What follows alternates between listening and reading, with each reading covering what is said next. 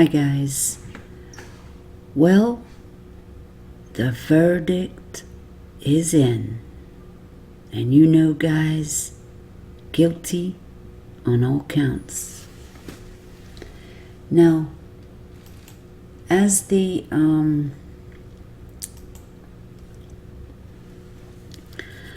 verdict was read, Patrick Frazee, stoned face. They said he was stoned face. You know, like we always see him coming in, going from the courthouse. Every time he appeared in court with those green striped uniform on and shaven head, sometimes, looking stone-faced. So nothing changed there. So he had the same look on him. Now, as we know, the judge asked him if he would like to speak, and he said no. So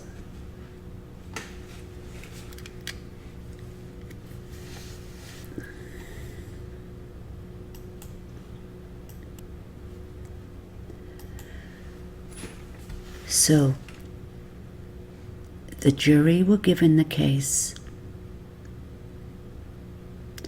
and on Monday, and the judge read the jury instructions and gave the case to the jury. And 3 hours later or so, the jury came back with a verdict. And it was guilty. Guilty on all counts. He was sentenced right away by the judge. The max, life in prison with no parole, and all the other charges, the felony charges, they mounted up to 156 years. So when he's done his life sentence, he gets to come back and do another 156 years. No, just joking. But we know he's 33 years old. He's never getting out of prison, only in a pine box. Now guys, that is very good news. Now, let's see how he's gonna like it with the boys. Now these are the real boys. They're not at a rodeo here. No rodeo. So, let's begin. Patrick Frazee, 33, was found guilty on Monday of murdering Kelsey Barrett, 29, his fiancée and the mother of his daughter, Kaylee, last Thanksgiving Day, 2018. He was sentenced to life without parole plus 156 years after being convicted of all 8 counts, including murder in the first degree, felony murder in the first degree, 3 counts of solicitation to murder, and tampering with a dead body. Assistant District Attorney Beth Reed told the jury Monday how Barrett helped him gather cattle and drove him to get medicine the morning she disappeared. While Kelsey Barrett is planning a future, this man has been plotting to kill her for months and months, Reed said. She said in the last month of Barrett's life, Frazee poisoned the well by telling people she was an abusive mother, though there's no evidence of this at all. The murder trial is largely resting on his mistress, KK. Testimony that Frazee told her to come and clean up the mess that he had made in Kelsey's home. They heard on Friday how Frazee solicited help on multiple occasions to kill Kenny, that's KK, and several other witnesses that could testify against him. As we know, there was a list, at least 7 or 8 people, that is including his friend, KK, attorney, Kelsey's mother, her brother, and so on. He has been found guilty of killing Kelsey. Premeditated, calculated, and brutal attack on Thanksgiving Day.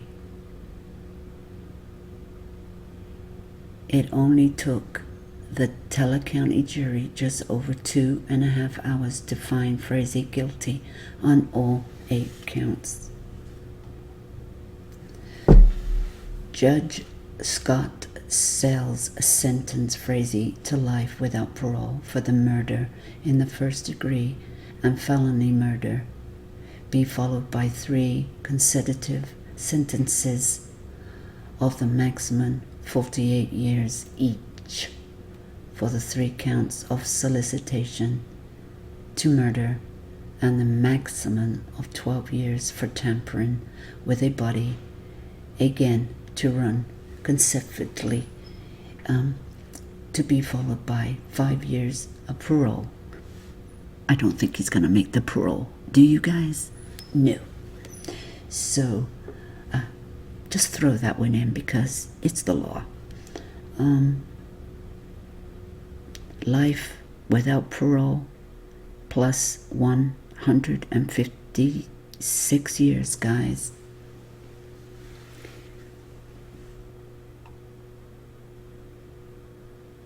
And that's what the judge handed down. And I don't think the judge was very happy with him. And he gladly sentenced this man. Kelsey spent her last night caring for you, and you repaid her that kindness by viciously beating her to death. By the following day,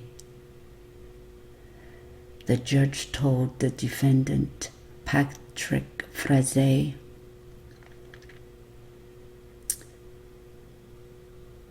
oh yeah, this judge let him have it.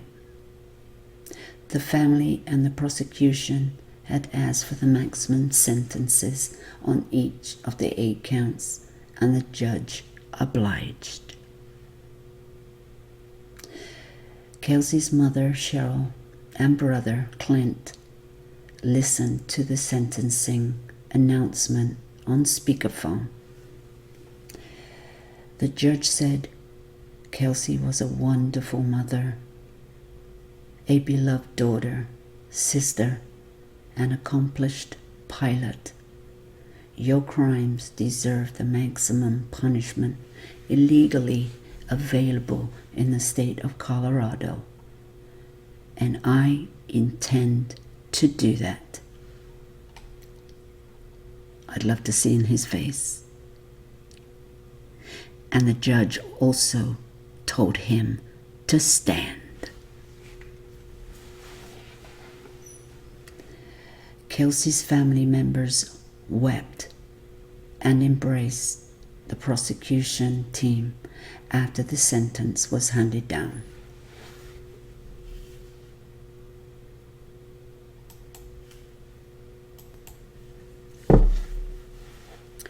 Frazee's mother, Sheila, Mama Frazee,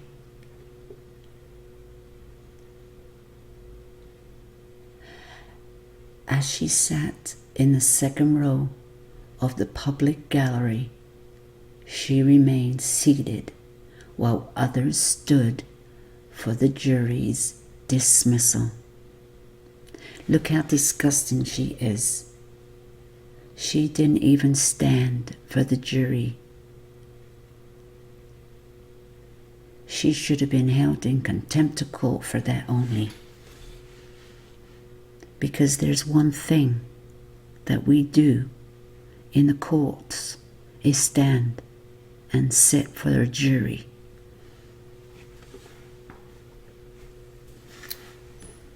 And for the judge, out of respect.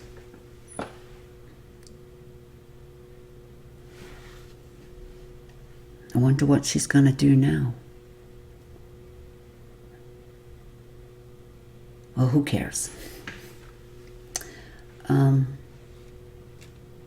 Her glasses pushed up on her head, you know, like she has them.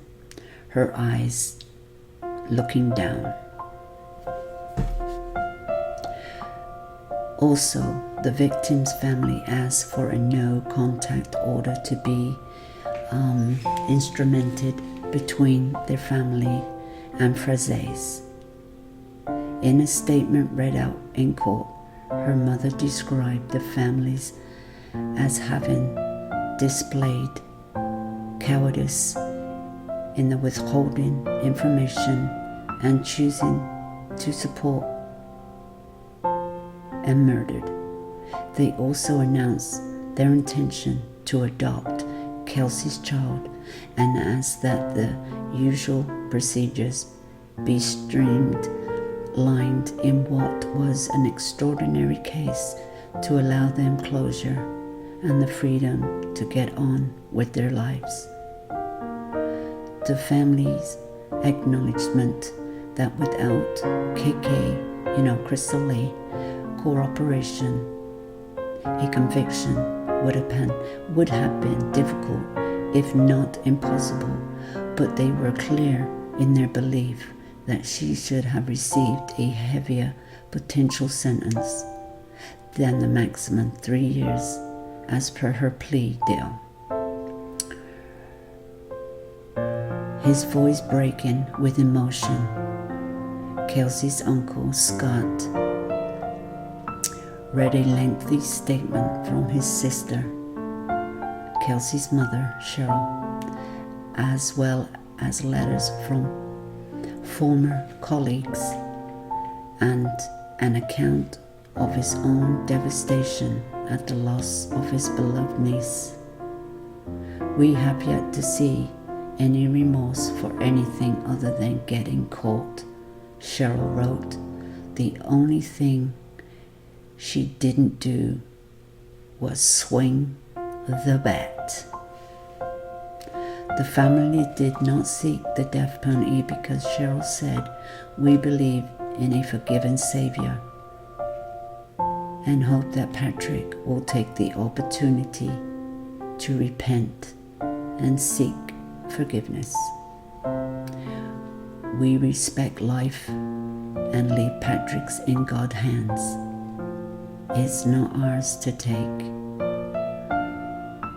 Offering his own statement, he said, he told the judge, "I want to thank you for justice.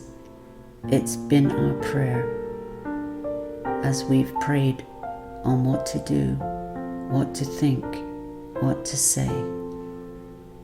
We prayed for justice. We've prayed that we would be able to accept the justice today. I'm praising God that justice is here."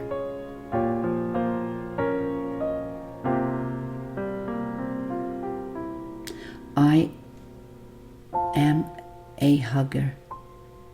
Kelsey was a great one to hug. Not only was she loved, but she loved everyone else, and that's gone, but not forgotten. I am sick to my stomach at what has taken place. We have questioned our faith We have questioned just to know why, and we know we never will know. But I praise God for whatever reason this happened. My prayer continues that He is glorified, and I thank you again for your justice and fairness.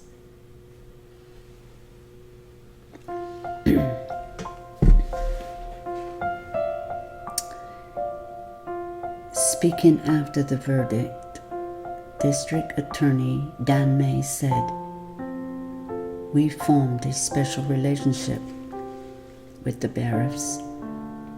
I think they're the salt of the earth. They're private people.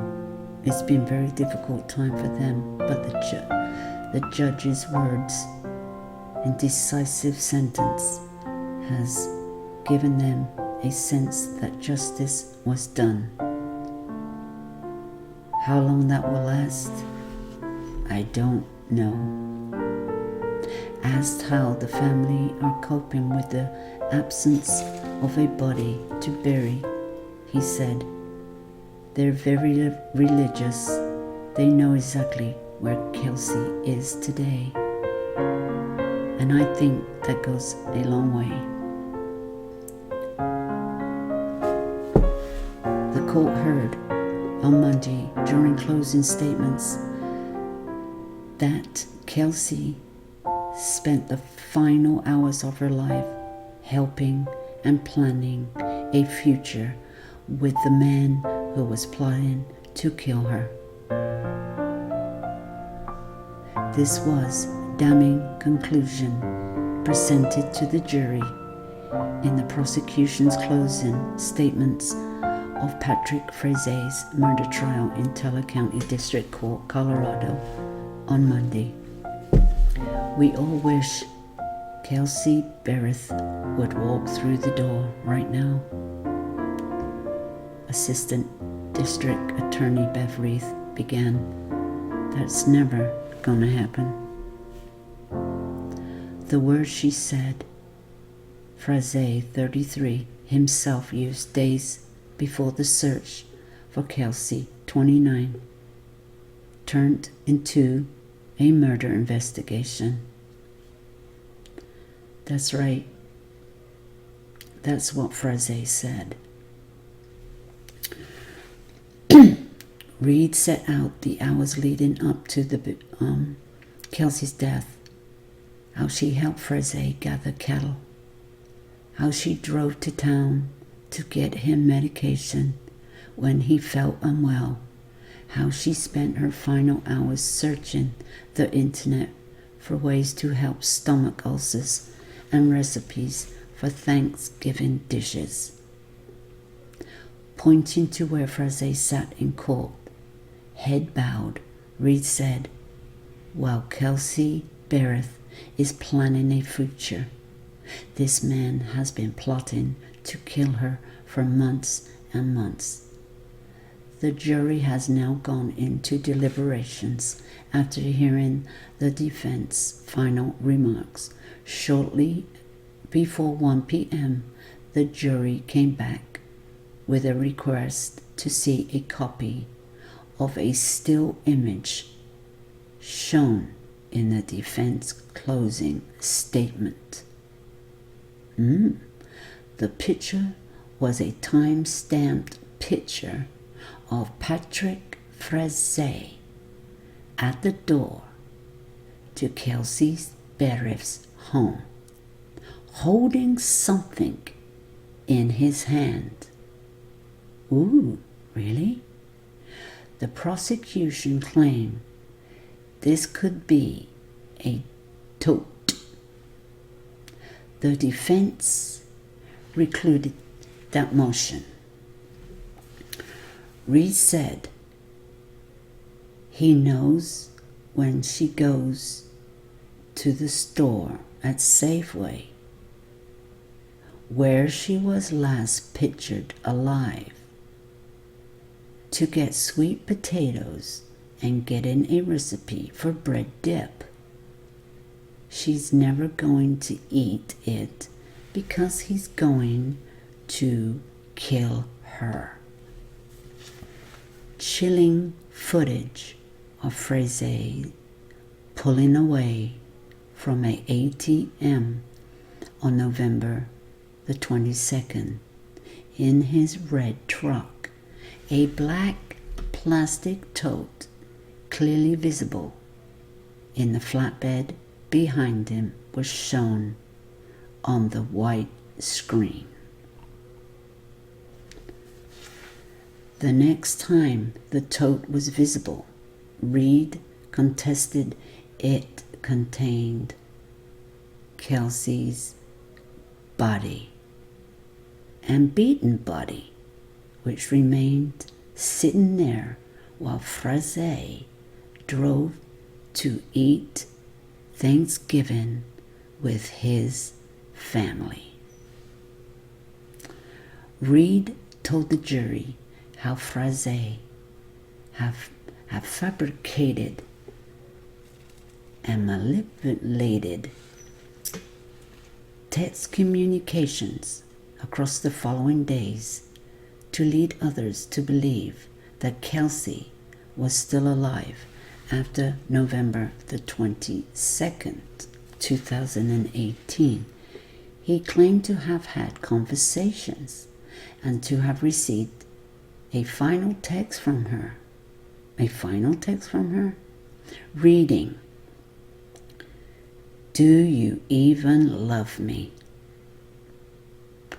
Yeah, she may have said that to him several times, is my guessing, and that was on November the 25th, by which time records showed her phone was connected to that of Frazee's on-off mistress, KK,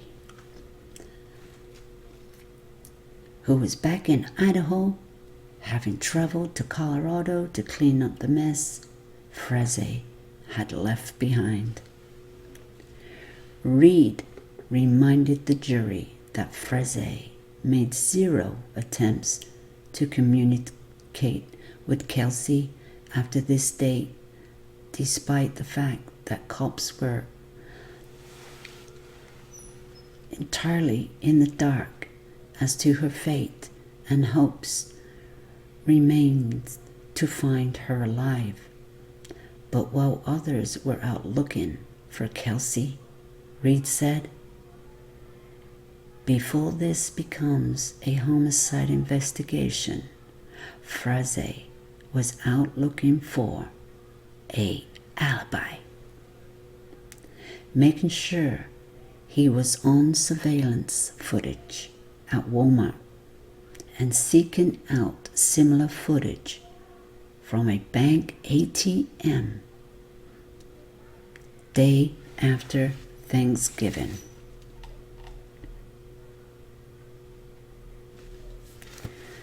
Three days before law enforcement even became aware of KK, Reed noted Frazee was at a Verizon store asking, "Can you get information from a destroyed phone?"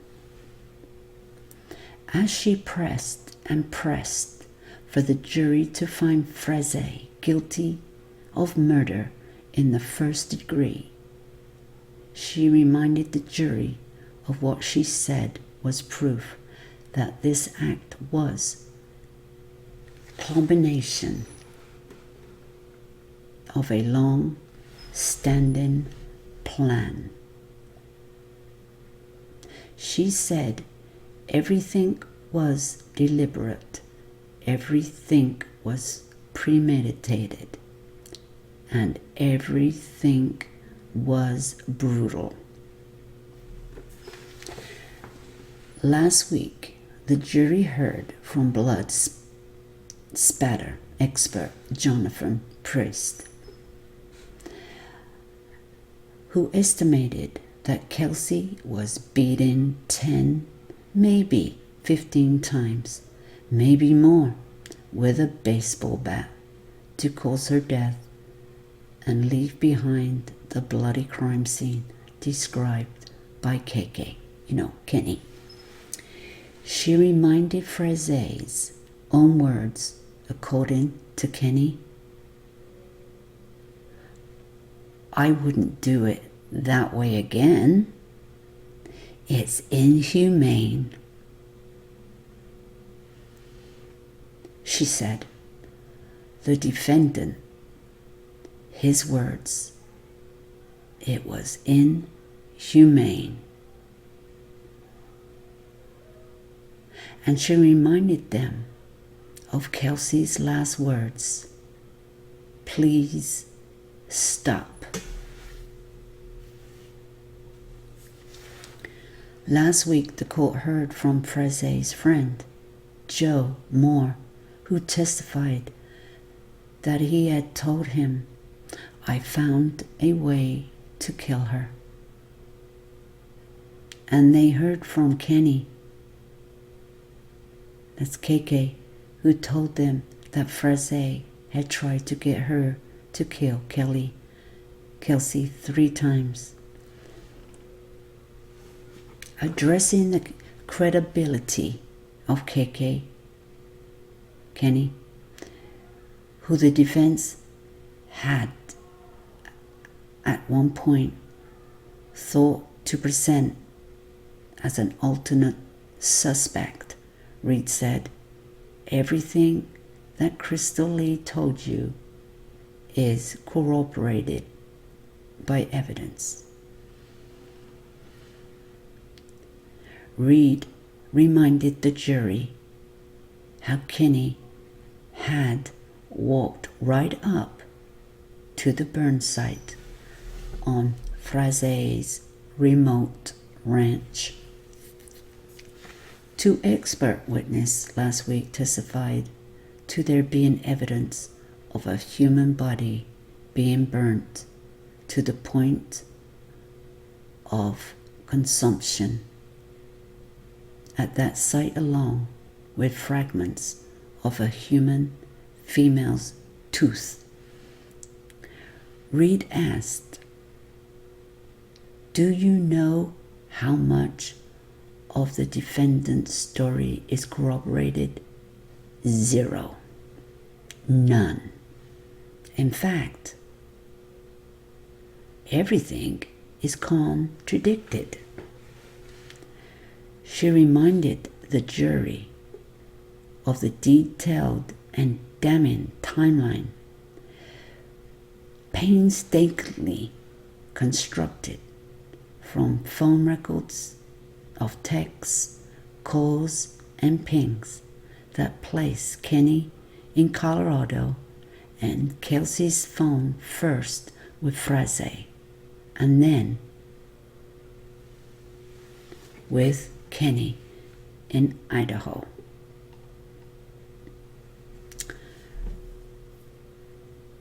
Frazee was charged with 8 counts, as we know. So he's found guilty, and the judge, Scott Sells, explained the elements that had to be proven beyond a reasonable doubt for them to convict Frazee of murder in the first degree. These included not only that acted intentionally, but that he did so after the act of reflection and judgment and considering the end. He told them that if they did not find this proved beyond reasonable doubt, then the lesser crimes of murder in the second degree or manslaughter were open to them. Prosecutor Reed urged the jury not to tick those boxes on their verdict sheets, but to find him guilty on all counts as charged. During the last months of her life, Reed stated, Frazee poisoned the well by telling others including Kenny, that Kelsey was an abusive mother. But that was not true, and there's no evidence or any claims. According to Reed, at the end of the day, you have to look at this case and what is going on in his head at this time. He has a motive that he wants to assert. He's poisoning the well. He wants people to believe, especially Kenny, to believe that Kelsey is abusing Kaylee. He tells of incidents of a hand slammed in the door, burns from a straightening iron. None of this. There's no evidence of this.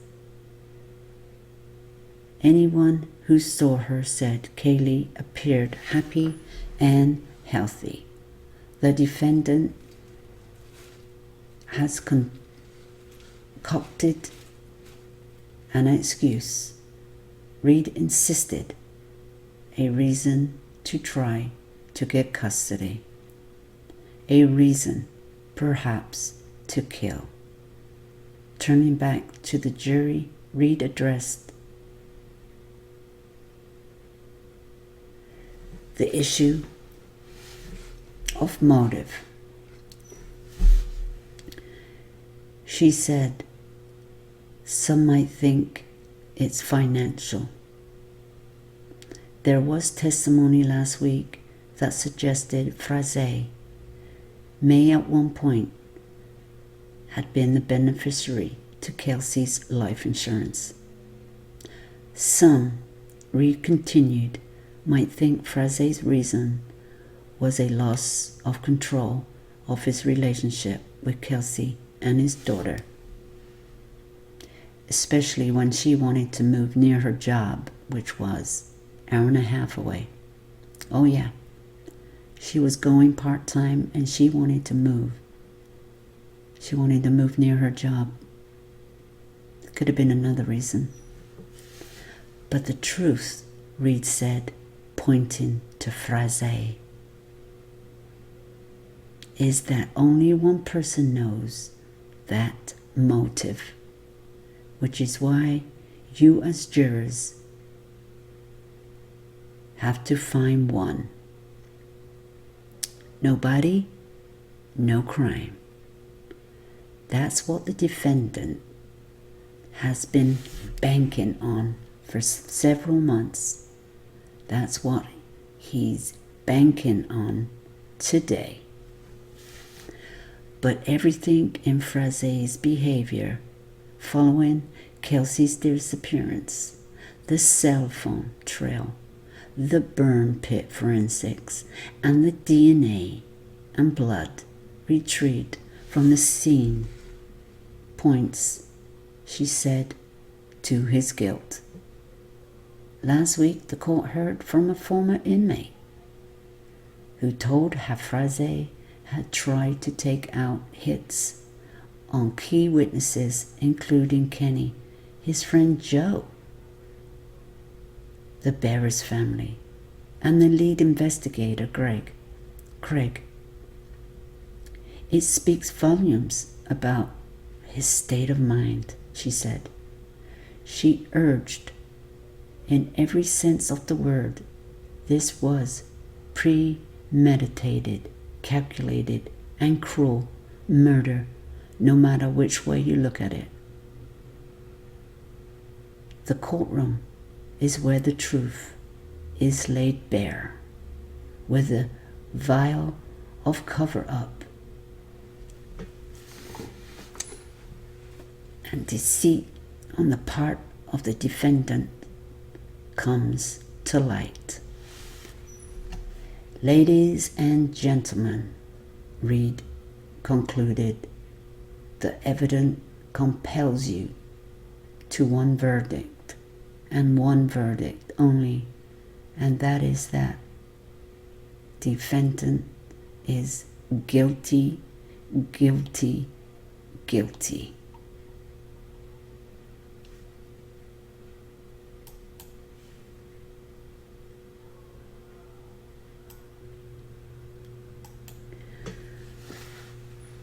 Public Defender Adam recluded the prosecution case in his closing, claiming that the foundations on which it's built are a made-up timeline and the testimony of a utterly incredible witness in the form of Crystal Lee Kinney, and said his client was not a murderer. He was an idiot.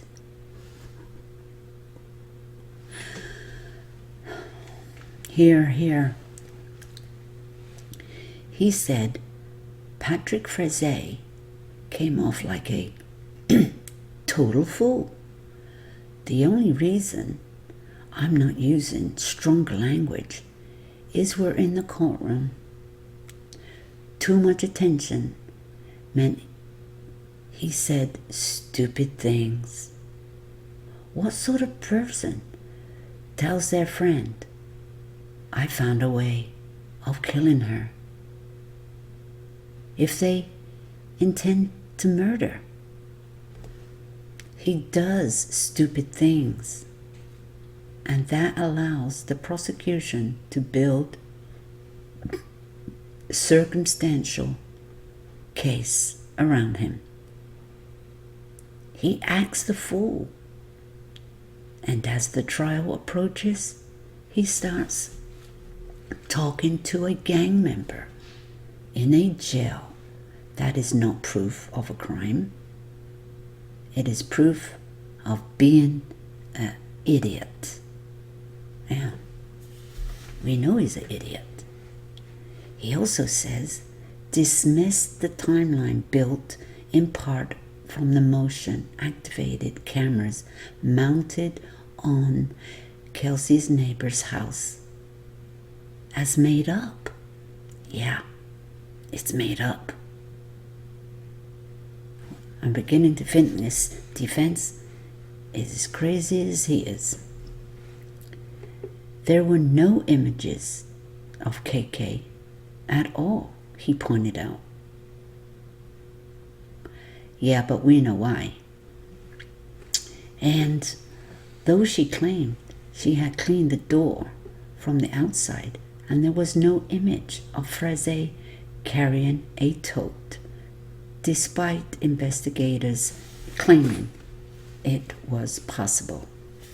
It was possible, guys, because the camera didn't capture every move and there was a fence there, and it didn't even see KK there because she came from the back. She crept in and crept out, and the neighbor also said it was messing up a little bit. But anyway, the other pictures were there, the other movements were there. The main person, Patrick Frazee, your client. And he said, if this is the culmination of a plan that Patrick Frazee had come up with over months, it is the worst plan anybody could have had come up with. Oh, no, it's not. Yeah, it's the worst plan, because he killed her in the most worst way, with a bat, and swung away. If there is a day of the year when people are less likely to be alone and less likely to be missed by their family than Thanksgiving.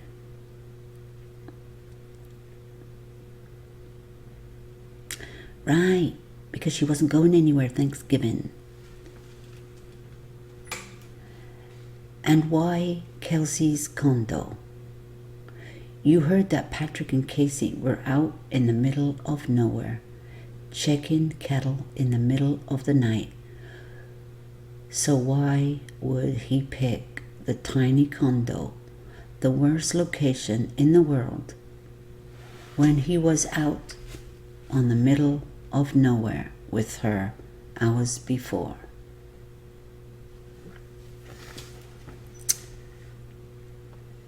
He also stated that there was not one image of Frazee leaving the house with a tote or any blood on him.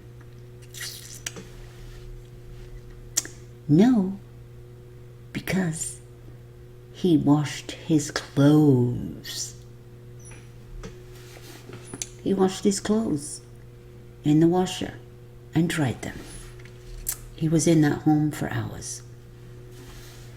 He asked, why is there no DNA in Kelsey's house in the washing machine if he has supposedly sat and washed his clothes? I just said that, didn't I?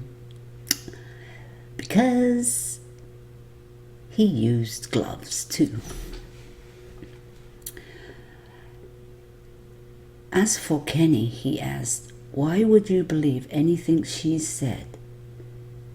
Before he outlined what he presented as a entirely non-sensual narrative that was the best she could come up with to stay out of jail.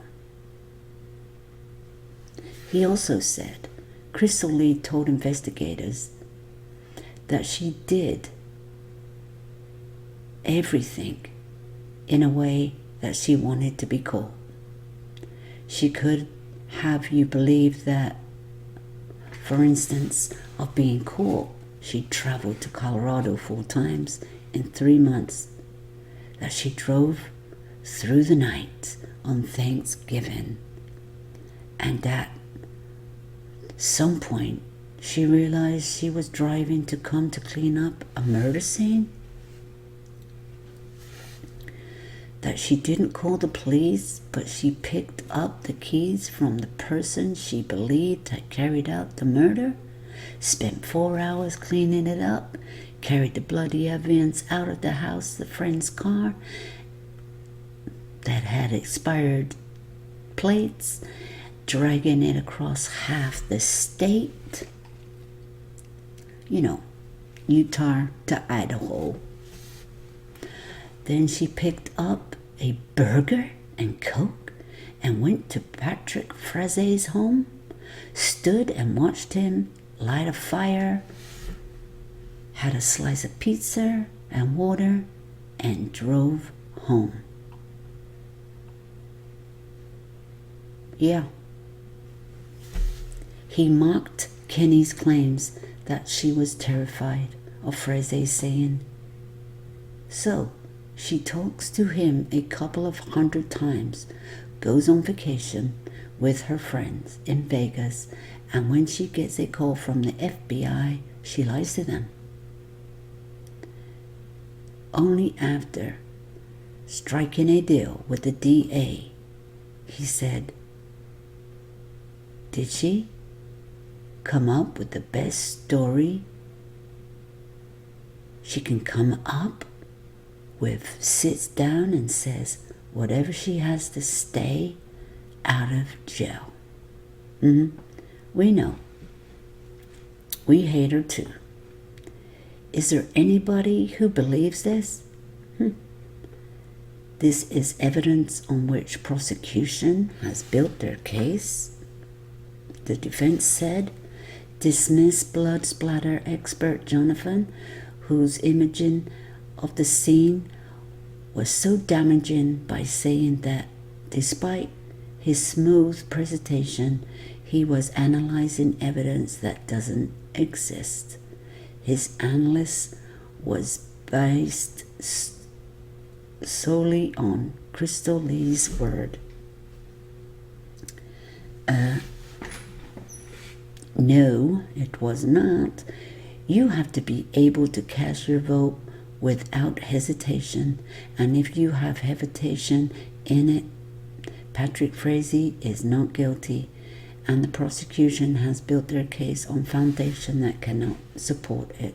He added, I get how bad this looks, but we are asking you to look past that and find him not guilty. In a strong rebuttal, D.A. Dan May reminded the jury of what he said was hard evidence of Frazee's guilt. In a painful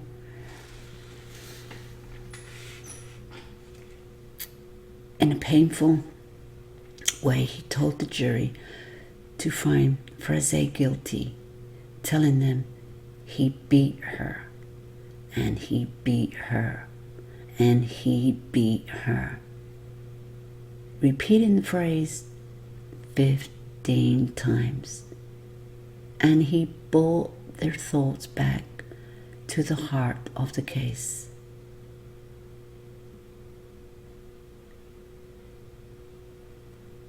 To the Barriffs and her loss. He reminded him that Barrett's daughter, Cheryl's daughter, she was a daughter, she was a sister. Kelsey was a mother, a friend. And that the last time her daughter ever saw, touched, heard, or cuddled her was almost exactly 1 year ago.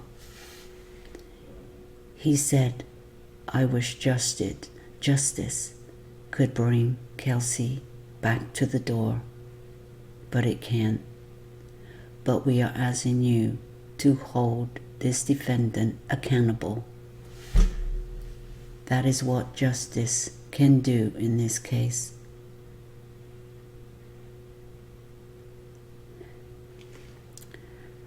After the verdict came back of guilty and the judge sentenced Frazee to life with no parole, the prosecutors did a press conference following the guilty verdict. District Attorney Dan May said the deal was something his office had to do. We did a deal with the devil. That's what we're all saying. We know that you did a deal with the devil. There is no ifs and or buts about that. I am not proud of that, but there's no question that Kelsey wouldn't have had the sure justice today, Monday, without making the deal with the devil, May said. The plea deal signed by prosecutors only charged Kenny with a single count of evidence tampering for taking Kelsey's phone to Idaho, a way of throwing off police before destroying it. She could face a maximum of 3 years in prison. If the crime is found to be aggravated, the charge, a Class 6 felony, does not require prison time. Kenny's testimony revealed she did much more than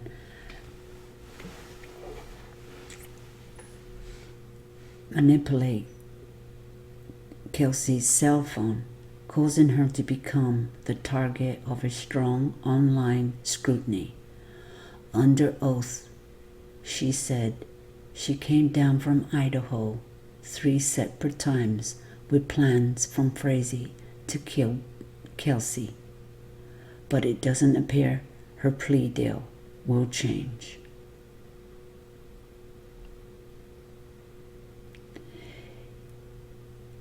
You know,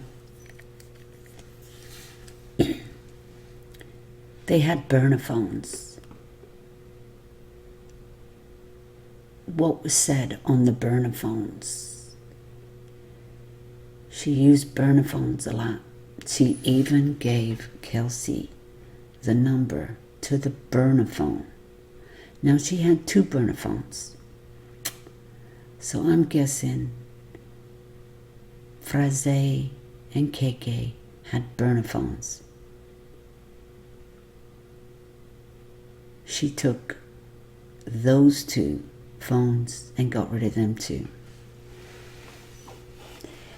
I just hope to God there's a loophole somewhere, a loophole where they can come back and recharge her for something.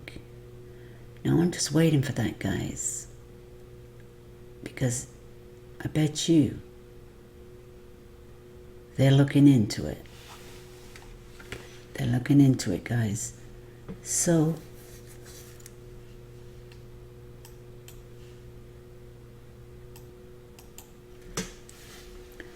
on September the 23rd, 2018, KK delivered a Starbucks coffee to Kelsey. She said Frazee told her to poison it. Kenny crafted a cover story to thank Kelsey for helping her find her dog. In court, she revealed she gave Kelsey a fake name and a number to a burner phone. KK said, when asked by Senior Deputy District Attorney Jennifer, she texts Kelsey under her fake name. She asked if Kelsey wanted to get coffee. Kelsey replied, saying no. Then, on October the 15th, 2018, after she told Frazee she didn't have a plan, KK said Frazee left her a metal rod on the gate of his property. She said he instructed her to strike Kelsey in the head with it and throw her body in the dumpster. Kenny drove to Kelsey's townhome, got out of her car, but then quickly got back in when she heard a dog barking. Yeah, when she heard a dog barking. Where's that video? Just under a week later, he told Kenny to bring a baseball bat down from Idaho and just start swinging. Kenny said she sat in the grass waiting for Kelsey to return home to her townhome after a custody exchange with Frazee. When she said she began to realize she couldn't do it, Stephen Logo, attorney, the owner of the Logo firm, said she could have faced more charges for her role, including attempted murder, accessory to murder, accomplice after the fact. Technically, she committed a felony. She could be charged with felony murder, Logo said. Each of these charges would bring the possibility of more prison time, yet Kenny only pleaded guilty to the single evidence tampering count. Longo said she had the power going into negotiations because of how much she knew about the crime. I don't think the other pieces of the circumstantial evidence, the DA, district attorney, finds out about them or knows about them. And if they do, they can't piece them together into comprehensive case. So I think her testimony was the single thing that brought the entire case together. Without it, he walks, Longo said. Her deal has already been accepted, and she did not appear to violate it by lying, refusing to testify, or talking to the press.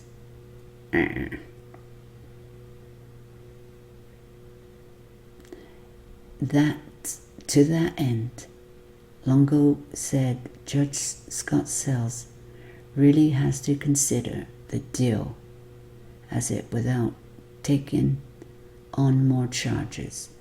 Sells gave Frazee the maximum sentence, life without parole, plus 156 years. He told Frazee his actions were vicious, senseless, and without reason.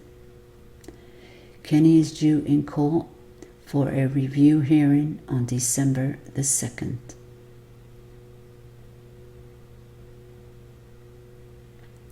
And the News 5 Sam Kramer is going to report her sentences per a court clerk, but will not happen for another 8 weeks per the judge order. I like to say to the Barris family that I am, and a lot of other people are sorry for your loss. We have been there since we found out that this poor woman was missing,